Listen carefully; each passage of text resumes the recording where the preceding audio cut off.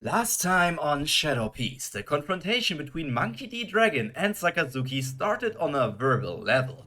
Their relationship went back multiple decades, and if only one tiny thing had changed, they could have been good comrades and also rivals. However, now they were enemies, out for each other's blood. For Akainu, as the Fleet Admiral of the Marines, it is as simple as wanting to get rid of the world's most heinous criminal, and also the leader of the Revolutionary Army. On the other hand, Dragon has accumulated rage for this man since way before this war had even begun. Ohara, to name an event in the past, seeing Garb, his own father, crucified at the front of the marine ship, and now the death of one of his commanders, Lindbergh. Even without all these things, Dragon would have given it his all to defeat Sakazuki to bring revolution to the world, but with those emotional triggers, he was sure to surpass his limits for the fight. Magma overtook the arms of the Red Dog up to his shoulders. But that wasn't where he stopped though. For such a tough opponent, he had to increase the magma output. Almost looking like a slime, the entire lower body of him turned into a stream of magma. He wasn't the only one to transform though. The Supreme Commander of the Revolutionary Army turned basically his entire body into another form.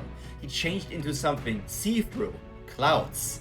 But not just any sort of clouds. Those are the most vicious sort of storm clouds. And just like Akainu was burning the ground, he was raining on the ground and striking thunder on it. In their new shapes, both sides started to charge towards each other. While both of them were top tiers in their own right, it instantly became obvious that Dragon was the faster one of the two. And another thing also became apparent. In pure power output, Akainu was the winner. Their fists collided, thunder jumping towards Akainu's body, but getting blocked by Haki. And the contact point of magma and streams of rainwater immediately grated obsidian. No side suffered any damage, but Dragon slid backwards on the wet floor from the sheer pressure of the magma human's punch.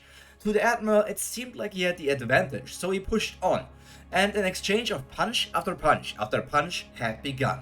Stone and obsidian got spread across the battlefield. In every clash, Dragon attempted to strike Sakazuki with thunder in addition to the punch, and while it was powerful, it only took the Fleet Admiral a tiny extra bit of endurance to block it.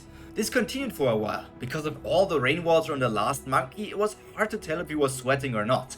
Considering the fact that he got knocked back from every single attack, he had to have taken more damage than the Admiral, that was for sure. At least that's what it seemed like for Akainu, and with Dragon's insane amount of experience of not showing any expressions, Sakazuki could only believe in his own abilities that this revolutionary must be hurting.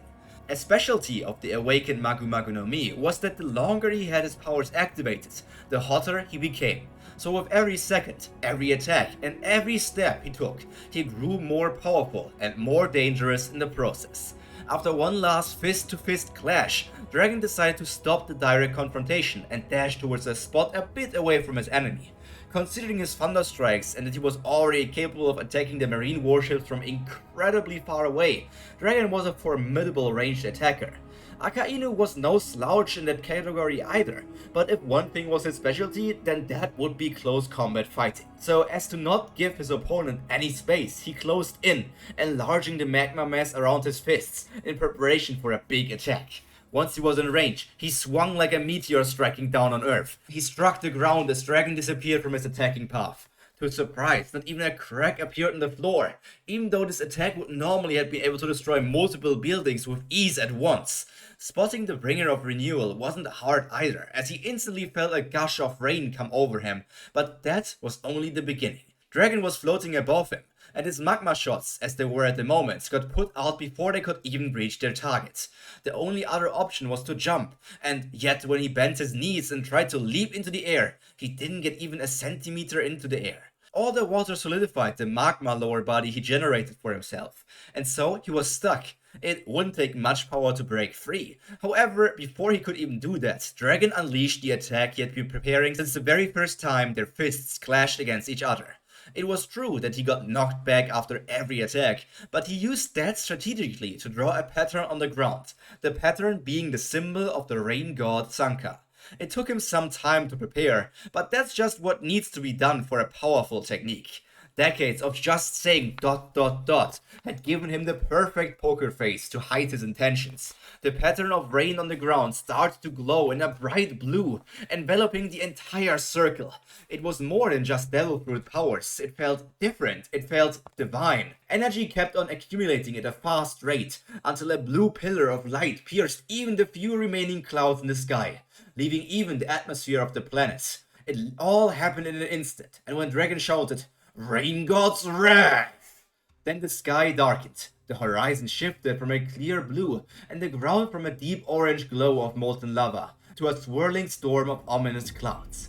Akainu stood in the heart of his molten domain, his skin simmering with heat, his eyes blazing like the fiery cores of volcanoes. His opponent, Dragon, floated directly above him, his eyes lifted skywards, same as his arms. Slamming both arms in the direction of the ground was the starting signal. And at that moment, the heavens themselves seemed to tear open.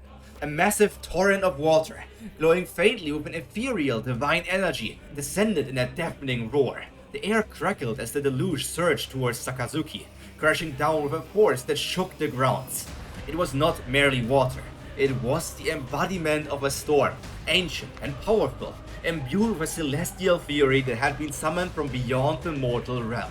The red dog erupted a magma shield in defense, spewing fiery plumes trying to hold back the downpour, but this was no ordinary water. This torrent seared through his defenses with a terrifying grace, quenching the molten fire with a hiss so loud it drowned out all the sounds of the war going on around him. The water sizzled upon contact with his skin, steam rising violently as the divine liquid gnawed away at his body like acid. Pain exploded in every nerve, worse than what he imagined the searing heat of his own magma to be on the others. Sakazuki had felt fire, earthquakes, ice, and so many other things over his years as a marine. But this was different. This felt holy. The water carried an ancient might, as though each drop held within it the weight of the heavens, the will of the rain gods themselves. The liquid coursed over him, each wave of the torrent carrying with it an unbearable cold, a divine judgment that stripped him of his strength, as devil fruit users lost all their power in water. His once almost impervious skin, forged in the heart of volcanoes, now felt fragile under their relentless assault. The divine water seemed to burrow deeper and deeper into his body, deeper than any wound of blade or devil fruit power had ever gone before. His magma quivered, recoiling under the sheer force of the storm. Once again, it wasn't just water, it was something greater. It felt as though a god really was watching. It felt as though a god was really testing him. It felt as though a god was breaking him apart. Sakazuki screamed, a primal, guttural sound of agony, his lava-hard muscles cracking under the weight of the water. The ground beneath him, which moments ago had bubbled with molten rock, began to harden and cool. The magma pools around him sputtered and died, steam rising into the air in defeat. With every pulse of the rain god's wrath, Akainu felt himself rethinking his strategy and his choices, his strength ebbing away like lava solidifying into stone. This wasn't just an attack, it was a reckoning from the gods. The torrent finally ceased, and Sakazuki fell on one knee, his body trembling. Steam continued to rise from his skin, that was now covered in hardened magma, and his otherwise rage-filled eyes were now showing a level of concern. He gasped for air, his chest heaving. After almost drowning, every inhale was a struggle. The silence after the storm was deafening. The attack had not only completely extinguished all the heat he built up from the start of the battle to now, it humbled him, significantly so. Then Dragon landed on the ground again. Sakazuki, this is the difference between someone chosen by the gods and someone who is only hurting the world. Today marks the day your tyranny ends. And this is the end of today's episode of Shadow Piece. I hope you enjoyed it. It was a massive attack from Dragon, but this obviously is not the end just yet. It would have been a bit too easy, but it did deal a lot of damage to Sakazuki in a single exchange. But for now, I just have to say you have to wait until next week to see how it's going to develop. So, all that to be said for now is stay happy, stay healthy, and most importantly, stay cultured. Pyro out. Bye.